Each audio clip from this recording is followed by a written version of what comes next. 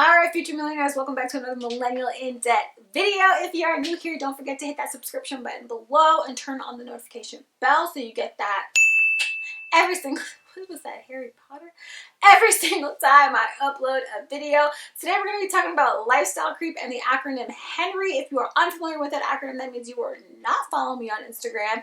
And that means I need you to stop, pause this video 1 second, and head down to the link or head down to the app or whatever and follow on Instagram and on TikTok because it is quite fun over there as well.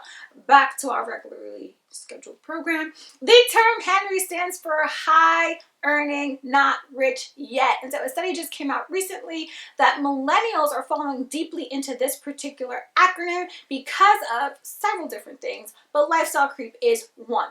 Another thing is location. So it also stated in that study that if you live in New York, which I do, and you are earning $120,000, that is the equivalent of $66,000 in a majority of the southern states. Why do I live here is the real question.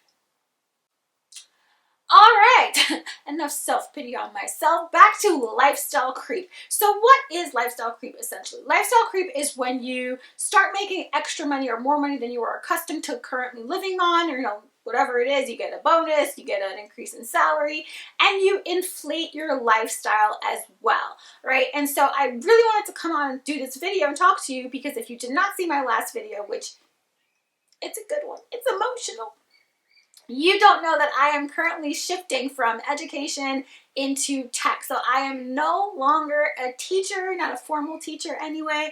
I am leaving the world of academia behind and I am going into tech, fintech specifically. And so with that comes a shift in income, right? So I have an increase in income. And what I wanted to do is I wanted to make sure that I avoided lifestyle creep. And then I was like, well, why not come on here and talk to my future millionaires and tell them the things that I'm doing and the steps they should take in order to avoid this as well. So here we are. Now, the first thing that I am doing to avoid lifestyle creep is I am sticking to my current budget. That is very crucial and very important because just because I'm making an X amount, more than I currently make at teaching or with teaching, doesn't mean that I now need to add things into my expenses to fill in that gap. I want my glorious gap, which pause if you don't know what that is. My glorious gap is how much money I, have to pay for the things that I need to do to live versus how much money I have left over to do the things that I want to do, like, go on vacation, order Wendy's 4 times a week. I don't do that, but I want to do it. So I am sticking to my current budget, which means I am not increasing my expenses, and I am, still operating on the same idea or the same ideology of when I was making my teacher income. The second thing you want to do is you want to make sure that you are not having major life changes in order to match with that shift in your income. So that means, okay, now making an extra $40,000, let me go buy a $40,000 Tesla. Do they even? I feel like they cost more than that, right? Let me go spend $40,000 on a home improvement, right? So you don't need to have a huge life change to match your huge, income increase, because that is going to make it very, very, very difficult for you to leave the realm of Henry and instead of being a high earner, not rich yet, moving towards that generational wealth and that financial independence and financial freedom that we all want, because who wants to work till 65? Raise your hand if that's what you want, because no, that's not what I want, right? So you don't want to make any really huge life changes that you don't need to simply because you have the extra finances. The third thing that I'm doing to avoid lifestyle creep is I'm actually going to use the new glorious gap that I am gaining from the increase in income and throw it more aggressively into my investments. So I maxed out my Roth IRA this year. I'm also going to be maxing out I was on track to max out my 403b, but I'm going to be rolling over my 403b because my new employer does not have 403b. They have 401k, but that's for another conversation. But I'm still going to stay on course with my financial goals and my financial plans of maxing out my retirement accounts because, like I said, I don't want to work until I'm 65. I have just achieved Coast Fire, and I'm actually trying to retire by age 46.